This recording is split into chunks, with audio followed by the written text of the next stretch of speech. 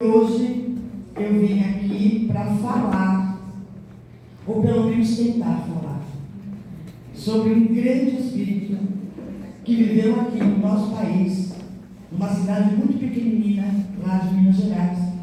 Nós vamos falar sobre Eurípides Passanino. Pode colocar na tela, por favor?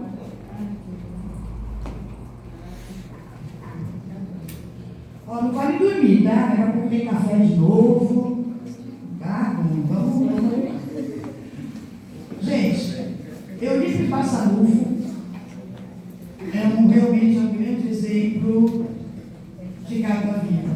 Esse espírito tão maravilhoso que nos reporta mais um grande exemplo da vivência do Evangelho de Jesus. É um grande exemplo. E para a gente entender um pouquinho, para começar, eu quero passar para vocês, pode ser aí? Por favor. Eu vou passar para vocês um vídeo que vocês podem encontrar facilmente no YouTube, tá? Se chama O Encontro com Jesus.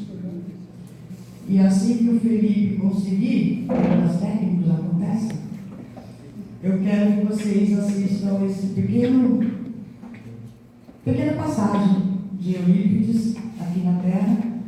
Essa é uma história verdadeira, não, apesar de ser uma animação, mas foi o que aconteceu com ele há um tempo atrás, enquanto ele estava junto a nós. Eu localizei o vídeo e já vou projetar. Mas eu tinha colocado na apresentação, mas eu só clicar, não falei?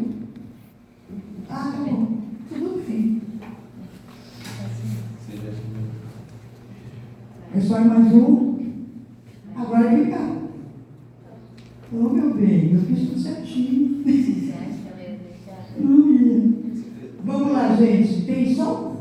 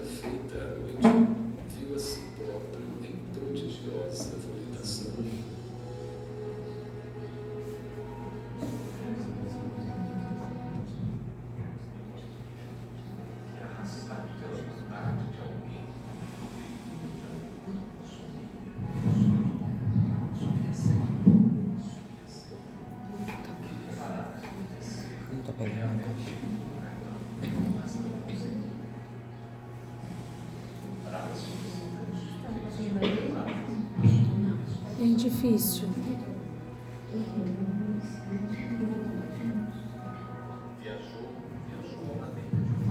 Gente, vocês não veem a imagem, eu vou falando. Esse aqui é um dia que Eurípides estava no quarto dele e ele tinha o tipo de mediunidade de desdobramento.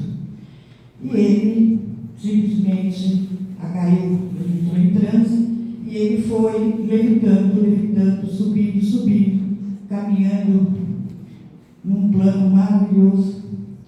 Chegando lá, ele foi passando por um lugar muito bonito e ao longe, ele, muito emocionado, ele viu uma imagem de alguém sentado. E por alguma razão ele não conseguiu se aproximar dessa pessoa, desse espírito. E ele ficou ali pensando naquilo e olhando para aquela imagem. E ali, ao mesmo tempo, ele foi revivendo tudo aquilo que ele trazia como bagagem de espírito. Aí ele foi lá para os primórdios da época de Jesus. Ele lembrou de tudo que o mundo reportou para ele. E ele foi lembrando aos poucos. E com isso ele entrou numa emoção muito forte. E ele começa a chorar. Mas assim, chorar, um choro, sabe aquele choro que vem do âmago? E ele chora. E quando ele percebe, quem estava à frente dele também estava chorando. E essa pessoa que ele viu, que eu nem posso falar que é a pessoa, era Jesus. E ele ficou muito desesperado vendo Jesus chorando. E ele olha para Jesus e fala assim: por que choras, Senhor? Choras porque a humanidade não lhe conhece, não lhe segue? E Jesus olha para ele com os olhos realmente em lágrimas. Olha para ele e fala assim: não, meu filho, eu não choro por aqueles que não me conhecem. Eu choro justamente por aquele que me conhece, mas que não me segue. Eurípides ficou muito tocado. E essa história me emociona também. Porque quantas vezes nós somos também esses, né? Nós conhecemos tanto Jesus e não seguimos. E aí Eurípides ouve tudo que Jesus fala e ele começa a voltar. E ele volta. E ele vai voltando aos poucos. E ele volta para o quarto dele. Era madrugada. Aquela noite ele não mais dormiu. Ele olha pela janela daquela cidade simples de Sacramento. E ele fala: a partir de agora, eu serei um servidor de Cristo. E até o fim da vida dele, ele se dedicou a servir, a ajudar e a colaborar com o próximo. E foi assim que ele fez até os últimos dias. Bonito, né? Que exemplo. Pode passar, Fê, por favor. Então, para que a gente possa falar de Eurípides, e eu preferi trazer esse vídeo de início, justamente para a gente já ir se sensibilizando, né? Porque uma coisa que eu percebo é que Eurípides Barçanufo não é um espírito muito conhecido. Interessante isso, né? Ele não é muito conhecido. E o tamanho do trabalho dele, até hoje, é enorme. Mas assim como grande exemplo de carta viva, ele também não quer holofote. Ele não quer ser brilho, ser, né? Ele quer apenas ser. Então, para que a gente possa falar sobre Eurípides, a gente vai começar com esse grande livro aqui, que é Eurípides, o Homem e a Missão. Não sei se alguém conhece. Esse livro foi escrito por Corina Novelino. Corina Novelino, ela era médium espírita e ela estudou no colégio que Allan Kardec fundou. Interessante isso, né? E aí ela teve uma intuição de escrever sobre Eurípides e ela vai até Chico Xavier, que é na casa da região do Sacramento, e ela pergunta para Chico, ela fala assim: Chico, você acha que é uma boa ideia eu falar sobre Eurípides Barçanufo? E olha só o que Chico fala. Falar sobre Eurípides Barçanufo é quase como fazer a biografia de Jesus. Tão grande foi esse homem na terra. Palavras de Chico. Apesar de ser da mesma opinião, mas a palavra é de Chico.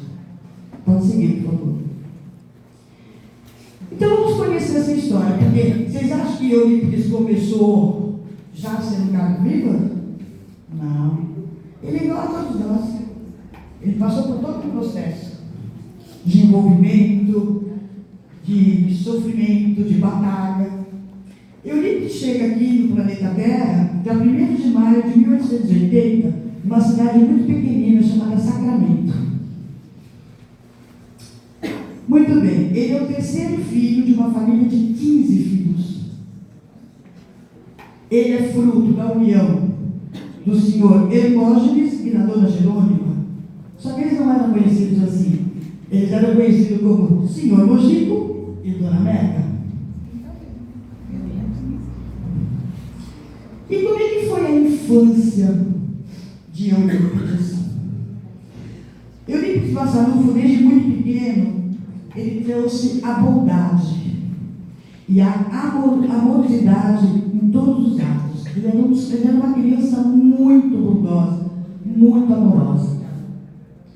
Ele tinha uma inteligência incomum, desde muito cedo, aprendia com muita facilidade, ele tinha um discernimento muito, era muito dele. Aos 6 anos de idade, ele já trabalhava como balconista no armazém. Que armazém é esse? O armazém do pai dele, do seu Mojico, que fica ao lado da casa dele. Aos 6 anos de idade, ele já dava troco, ele já sabia como trabalhar no balcão. Olha que coisa. Além disso, ele ajudava a carregar malas, a cuidar dos cavalos lá na estação Cipó, que até hoje tem lá Sacramento, quem conhece. Ele também pescava, vendia os peixes para ajudar a família. E ele tinha uma vontade enorme de curar sua mãe. Vai curar sua mãe? Que história é essa? Dona Meca, quando se casou, quando ela começou a ter filhos, ela teve 15, lembro disso, né? Ela começou a ter um problema de saúde. Ela tinha dores de cabeça terríveis, ela tinha desmaios, ela tinha mal-estar. E Eurípides queria muito curar a mãe dele. Queria que descobrisse alguma coisa que curasse a mãe dele. Então era também um valor que fazia parte da infância dele. E vocês sabem qual era a maior diversão de Eurípides Massaranfo? Criança. E aí eu quero chamar a atenção dos nossos jovens e das nossas crianças que aqui estão. A maior diversão de Eurípides era a leitura. Ele amava ler. Ler, ler, ler, ler, ler, ler. Pode passar, por favor. Lá em Sacramento, existia um único colégio. Colégio Miranda. Um bom colégio, por sinal. Um colégio que tinha aí todas as disciplinas necessárias, tinha uma boa conduta, trabalhava moral e tal. E Eurípides entrou lá por volta de 9 anos de idade. Muito bem. Começou a estudar, logo ele se destacou, porque lembram do detalhe, ele era inteligente. Se destacou, foi aprendendo muito facilmente tudo. Quando ele se percebeu, ele já estava ajudando os amigos, os colegas de sala, os colegas de outras salas. Quando ele viu, ele já estava ajudando os professores a dar aula. Com todo esse contexto, o seu Miranda, professor Miranda, o dono do colégio, chega e manda chamar o seu Mojico, pai do Eurípides, e fala assim: seu Mojico, nada mais temos a ensinar Eurípides. Ele já aprendeu tudo que o nosso colégio podia ensinar, nunca mais. Então eu aconselho o senhor a encaminhar Eurípides para um estudo mais avançado, mais, né? Vocês lembram que ele tinha um sonho de curar a mãe? Com isso, ele desejava ser médico. E aí, o seu Mojico já estava numa condição um pouquinho melhor. Ele pega, faz um pouco mais de sacrifício e vai para o Rio de Janeiro com o filho, para que o filho tente ingressar, né, no curso preparatório para medicina, e ele consegue. Ele é inteligente, né? Ele lia tudo. Ele consegue. O seu Mojico, inclusive, consegue um lugar para ele ficar no Rio. Muito felizes, eles voltam para Sacramento. Para quê? Para pegar mudança. Eurípides ia morar no Rio de Janeiro. Quando ele chega em Sacramento, o que acontece em Sacramento, gente? Sacramento, a mãe dele fica muito triste com a história, com a notícia. E ela fala assim para ele: meu filho, o que será de mim sem você? Mas vá com Deus. Ele não titubeou. Pegou as malas, desfez, nunca mais tocou no assunto sonho de ser médico para ficar junto da mãe. Olha o primeiro tema que nós... Olha o tema, vai dar certo. Olha o tema que nós trabalhamos aqui, a família. Primeira reflexão. Família. E ele larga tudo. Muito bem. Ele ficou em Sacramento, ele era autodidata, ele sabia muita coisa, tinha facilidade. O que ele faz? Ele abre o colégio Miranda, resolve fechar, ele vai e funda o colégio, a fundação do colégio Liceu Sacramentano. Isso foi em dezembro de 1902. Ele reúne grandes personalidades lá da região, padres, políticos, influentes da cidade, e essa escola foi um sucesso, porque eles ensinaram de tudo lá. E a escola era lotada. Ele se torna um grande mestre e inovador da arte de educar. Porque ele dominava filosofia, ciências físicas, naturais, matemática, literatura, astronomia, vários idiomas e substituía qualquer professor que tivesse possibilidade de dar aula. É assim, né? E assim, gente, segue a vida de Eurípides. Ele se torna líder do trabalho do magistério, se tornou diretor do liceu, se tornou teatrólogo, porque ele achava que a arte era fundamental. Então, ele começou a fazer peças teatrais na cidade. A pedido do seu pai, se tornou vereador, porque tudo que ele queria para a cidade para melhorar, ele conseguia, junto com o pessoal. Ele se torna jornalista, ele funda a Gazeta de Sacramento. Ele era autodidata, conhecia muito bem toda a área de medicina e de direito. Tinha uma farmácia homeopática, muito interessante isso, porque ele não cobrava, era tudo doado para quem precisava.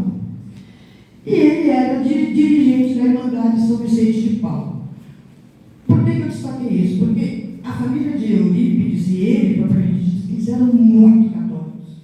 E até hoje, lá em Sacramento, o catolicismo é muito forte. Muito forte. Então, e a família dele toda era católica. E ele, então, altíssimo conhecedor, não é, José? Muito forte do catolicismo. Bora. Ele gostava tanto, ele era tão disciplinado, que o padre Maia presenteia Eurípides Barçanufo com uma Bíblia. Nossa, não sei por que você trouxe isso. Vou contar. Lá nos primórdios de 1900, início do século XX, não é como hoje. Nós, reis, fiéis, não tínhamos acesso à Bíblia. Porque naquela época a igreja achava que a interpretação dos fiéis podia deturpar a verdadeira mensagem da Bíblia. Então só quem tinha a Bíblia eram os estudiosos, os religiosos. Só que o padre Maia deu para eles. E essa foto é uma foto que consta lá no museu Corina Novelino, lá em Sacramento, dentro do colégio, e está até hoje lá essa Bíblia. É muito bonito, né? Quem quiser vai conhecer. E aí, Eurípides pegou essa Bíblia e devorou. E leu, e leu, e leu. E aí ele ficou com 3 problemas na vida. Olha os problemas de Eurípides. Primeiro, a doença da mãe, continuar. Segundo, ele queria entender o sermão da montanha. Mas que história é essa de bem-aventurados aflitos? Bem-aventurados os que sofrem. Bem-aventurados, né? Então assim, ele não conseguia entender. Ele lia, estudar e não estava claro. E o terceiro problema dele era o tio Senhor. Por quê? Porque o tio Senhor, o padrinho de Eurípides, ele também era católico um dia na vida.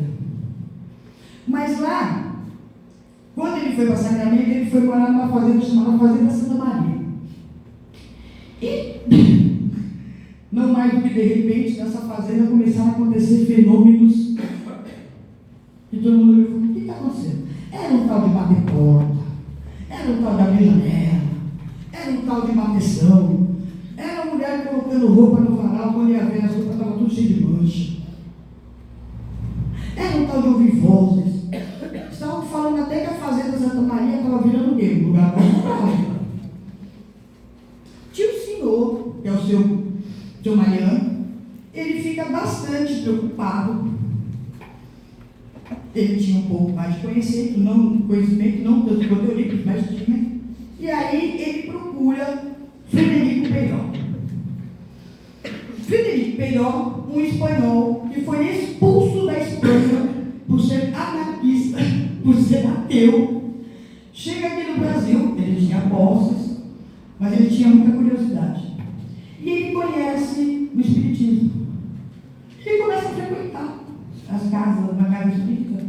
Ele fala, nossa, eu gostei desse negócio aqui. E ele se envolve. A Federação Espírita do Brasil foi fundada em 1884, se eu não me engano. Mas é isso mesmo. E aí ele pega e se filia à Federação. E continua estudando. E ele era a pessoa que ele ia nesses lugares que estava acontecendo alguma coisa estranha, para poder entender o que estava acontecendo. Tio Senhor foi lá e chamou Frederico Peiró. E aí, o que Frederico Peiró... Não, desculpa, volta. O que ele conseguiu constatar? Que lá naquela fazenda, as pessoas, quase que na sua totalidade, eram médiuns. Médiuns de efeito físico. Ou seja, a espiritualidade já começando a agir. Não concordando se ela não agisse sempre, mas nesse propósito. E aí, o que ele fala para o tio Senhor? Vamos criar um grupo de estudo, porque as pessoas não estão entendendo o que está acontecendo com elas. Vamos começar a estudar para que elas compreendam. Foi isso que foi criado.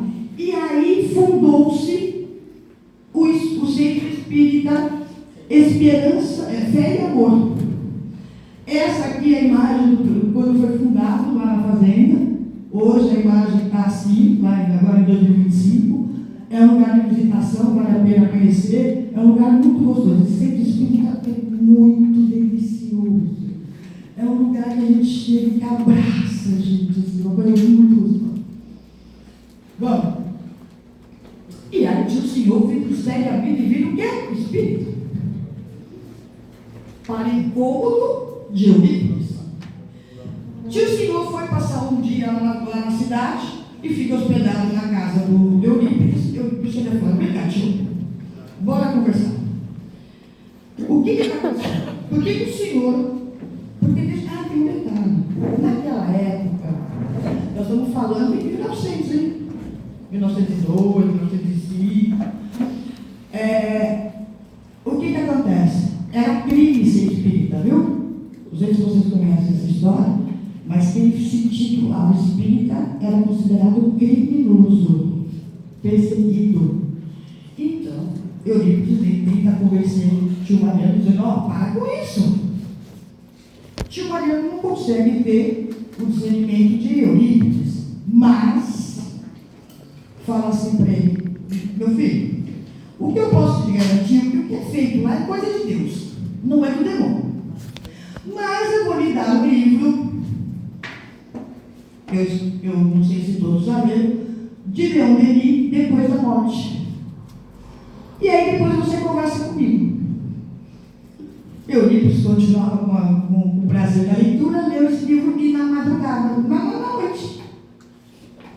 E ele ficou encantado, começou a balançar.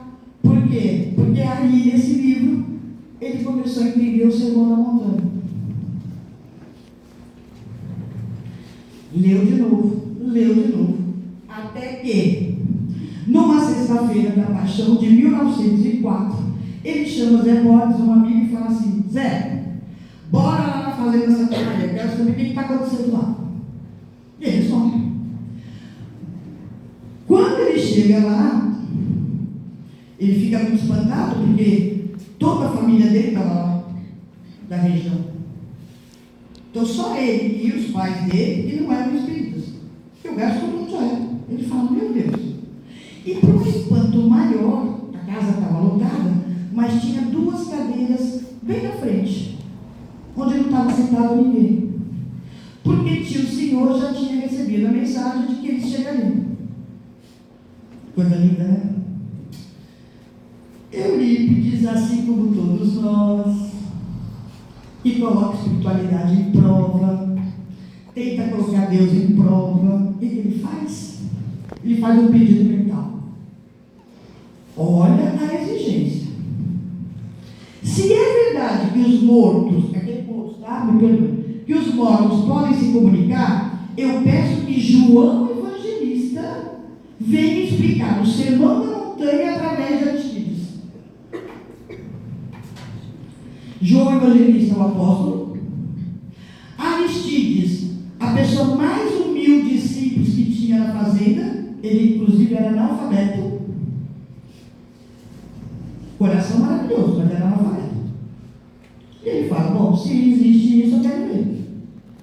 E ele senta. Quando ele senta, Aristides se levanta.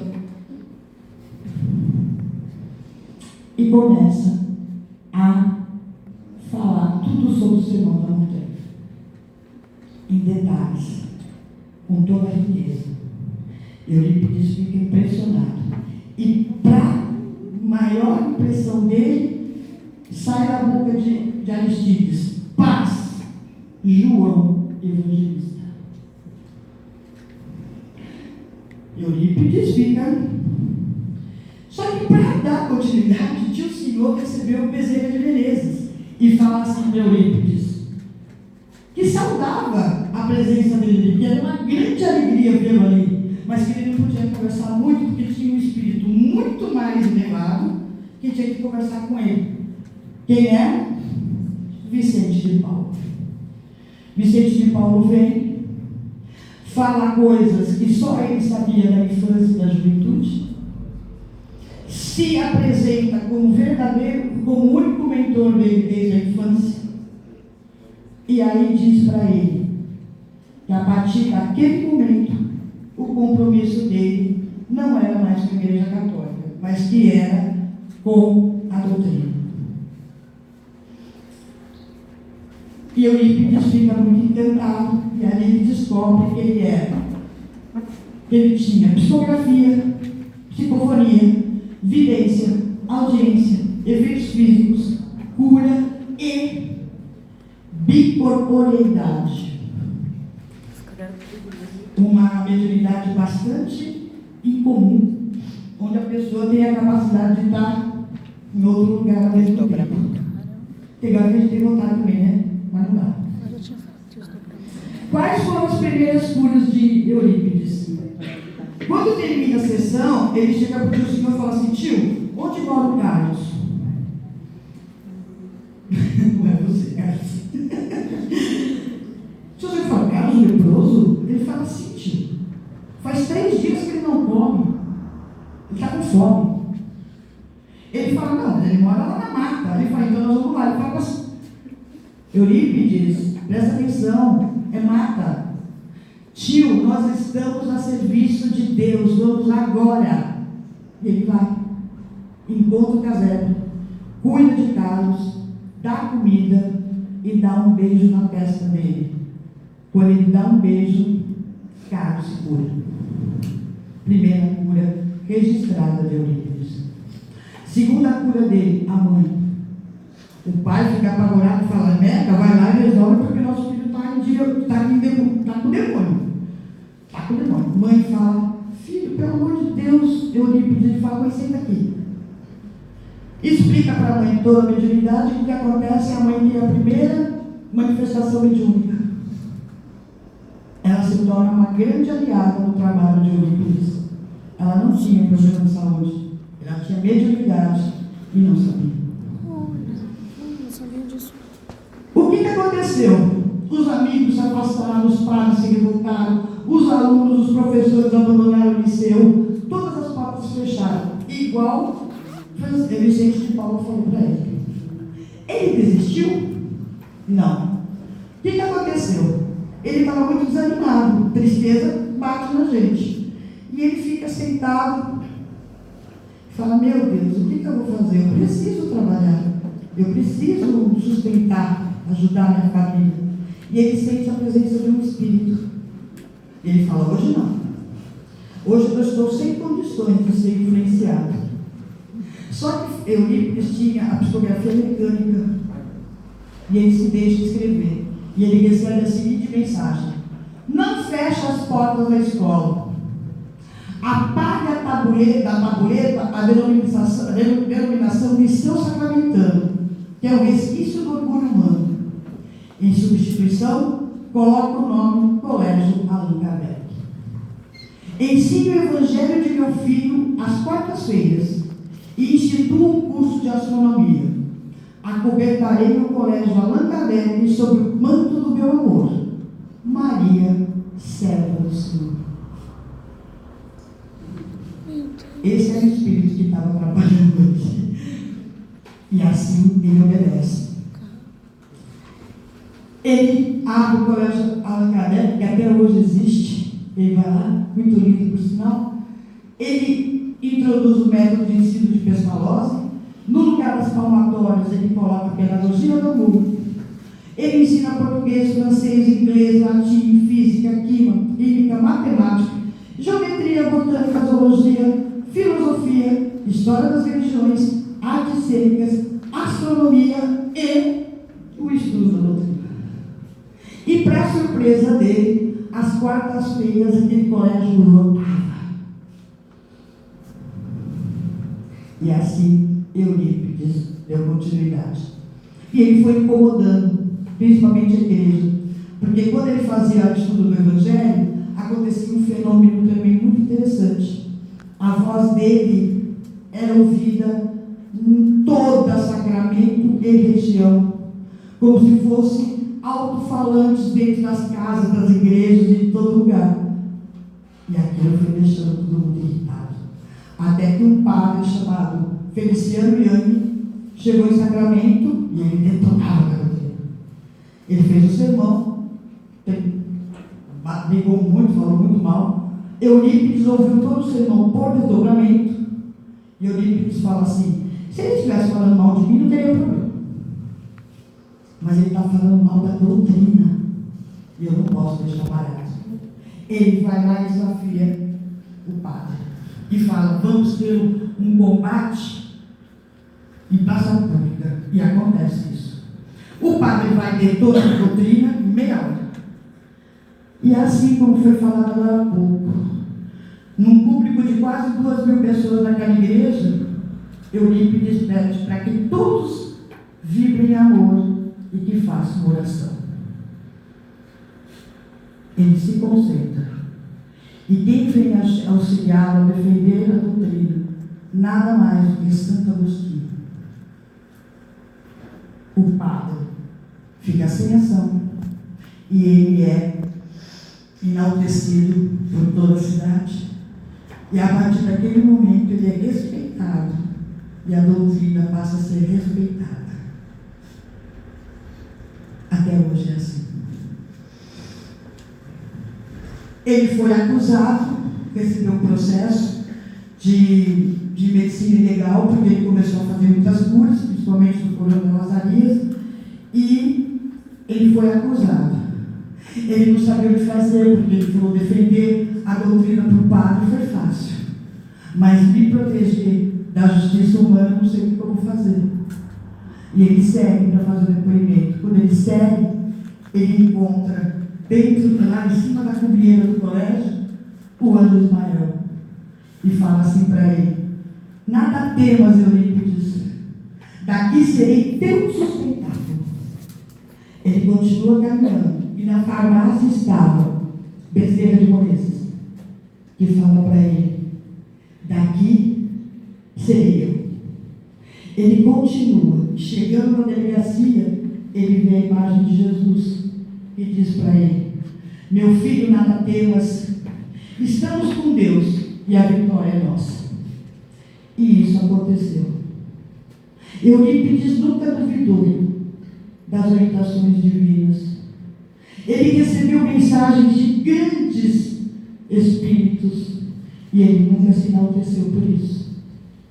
Ele só seguiu em frente, ajudando e prosperando. Alguns fatos marcantes. Ele tinha todo os tipos de evidência, ele sabia de todas as penaltices dos alunos do corredor da Carvelha. Ninguém conseguia mentir para ele. Os alunos sabiam do desdobramento, então ele ficava assim na sala de aula, quando ele entrava em trânsito, os alunos falavam: ih, seu Eurípides já foi. Aí logo ele voltava. Ele foi, na época da Primeira Guerra Mundial, quando terminou, teve um tratado, né? Isso aqui é história, um tratado de Versalhes, e ele não estava lá, mas ele estava na reunião. E ele trouxe todas as informações desse acordo. São fatos que acontecem, né, que estão todos registrados de Eurípides. Até que em 1918, em abril, ele por desdobramento, ele vai para um lugar muito bonito e se encontra com Vicente de Paulo novamente. E Vicente de Paulo fala assim para ele: Eurípides, aqui é o seu lugar e sua missão está concluída. Então Eurípides volta e sabe que vai morrer. Ele sabe que vai se enganar.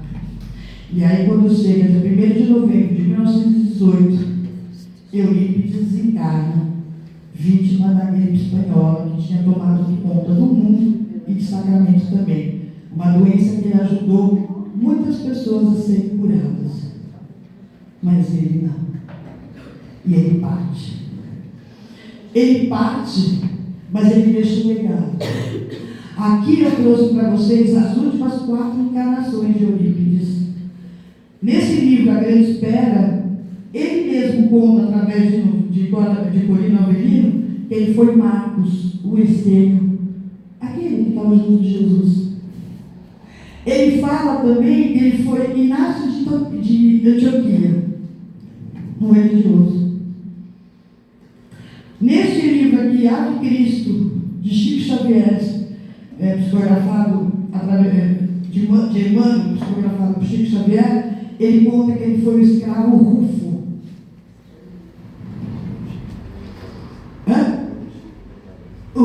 Paulo Chico. E a penúltima encarnação dele foi lá na Terra. E aí se explica por que ele trouxe Pestalozzi. Porque lá na Terra era muito Pestalozzi. E a última dele foi esse grande espírito Eurípides Barçanufo. Ele faleceu em 1918 e a primeira psicografia dele foi registrada por Chico Xavier em abril de 1950. Gente, por isso que eu falo, psicografia não é quando a gente quer, quando não quer hora.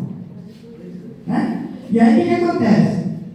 Essa mensagem é muito grande, eu só trouxe o início dela. Ele fala assim: aos companheiros de ideal, aos queridos amigos do Triângulo Mineiro, a nossa marcha continua. E como sempre, irmãos meus, confirmo a promessa de seguir convosco até a suprema vitória espiritual. E ele continua. Essa é uma frase que eu gosto muito dele para a gente encerrar. O amor é tudo de Deus.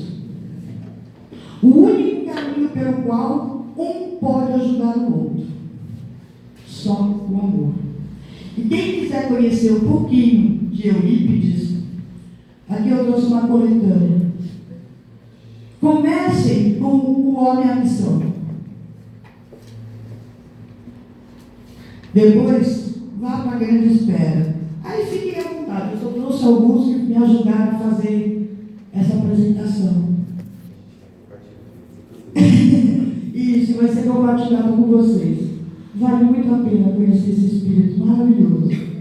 E hoje, como a Bela falou, eu fiz questão de trazer esse último livro aqui, o que é Evangelho, o que é Evangelização de Espíritos, que inclusive a nossa turma está nos acompanhando, é o grupo de estudo de domingo, que a gente consegue entender qual é essa proposta pedagógica, essa metodologia do amor que ele espera que a gente aplique em todos nós.